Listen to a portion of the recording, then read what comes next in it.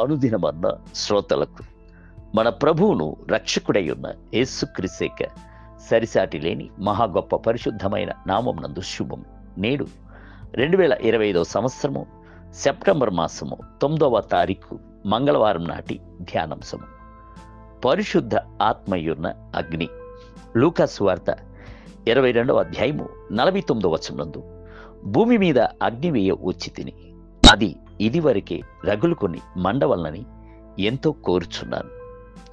Bible గ్రంథమునందు పలు స్థలములలో పరిశుద్ధాత్ముణ్ణి అగ్నితో పోల్చబడి ఉండుటను మనము చదవచ్చును.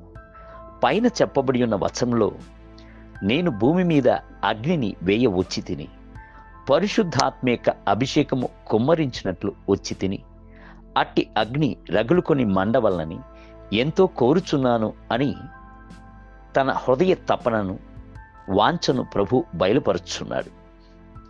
యేసుక్రీస్తు పాపులను రక్షించుటకు వచ్చెను అను సంగతిని, కోల్పోయిన దానిని వెతుకున్నట్లు వచ్చెను అను సంగతిని, సాతాను యొక్క క్రియలను నశింపజేయనట్లు లోకమునకు వచ్చెను అను సంగతి మన అందరికీ తెలియను.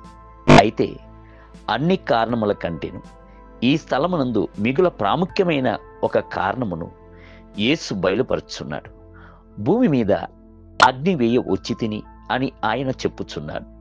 పరిశుద్ధాత్మను ఆయన అగ్ని అని సూచించుచున్నాడు.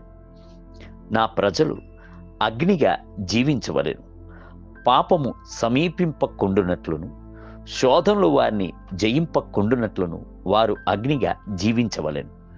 శత్రు యొక్క సమస్త శక్తులను కాల్చివేసి భక్షించుచున్న అగ్నిగా ఉండవలను అనుటయే క్రీస్తు యొక్క వాంఛ.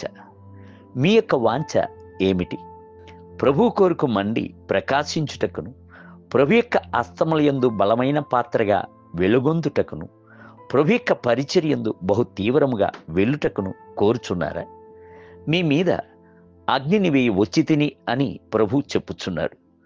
పాత నిబంధన మరియు కొత్త నిబంధన పరిశుద్ధుల యొక్క జీవిత చరిత్రలను చదివి చూడుడి. తమ తమ కాలముల యందు వారు ప్రభు కొరకు అగ్ని జ్వాలలుగా ప్రకాశించేది. ఏలియా యొక్క జీవితము అంతయును అగ్ని చేత నింపబడిన జీవితముగా ఉండెను. ఆయన అంతరంగమునందు భక్తి వైరాగ్యముల కొరకైన అగ్ని మండుచు ఉండినందున బయలు ప్రవక్తలను ఒంటరిగా ఎదిరించి నిలబడెను. అగ్ని చేత జవాబిచ్చు దేవుడే దేవుడు అని బేరించి ఆకాశం నుండి అగ్ని దిగివచ్చున్నట్లు చేశాను. అగ్ని అభిషేకము చేత ఇజ్రాయేలీల అందరి హృదయములను ప్రభు ప్రక్కకు త్రిప్పివేశాను. బాప్తిజమిచ్చు యోహాన్ను గూర్చి ఆయన మండి ప్రకాశించుచున్న వెలుగు వలె ఉండెను అని బైబిల్ గ్రంథము చెప్పుచున్నది. ఆయన వెలుగు వద్దకు అనేక జనములు పరిగెత్తుకొని వచ్చెను. క్రీస్తు యొక్క మొదటి రాకడకు ముందుగా ఆయన అగ్నిగా జీవించి మార్గమును సిద్ధపరచెను. ఈ దినముల యందు మనము అగ్నిగా జీవించి మార్గమును సిద్ధపరచుదుముగాక. దేవుని బిడ్డలారా, ఇది మన యొక్క సమయము. మనము ప్రభు కొరకు మండే జ్వాలలుగా బహుబలముగా పరిశుద్ధ అగ్నిని వెయ్య కోరుచున్నాడు. ఆనాడు మేడగదిలో అగ్నిని వేసి తన శిష్యులందరినీ మండి ప్రకాశించున్నట్లుగా చేసినవాడు మిమ్ములను కూడా నిశ్చయముగా మండి ప్రకాశింపచేయును.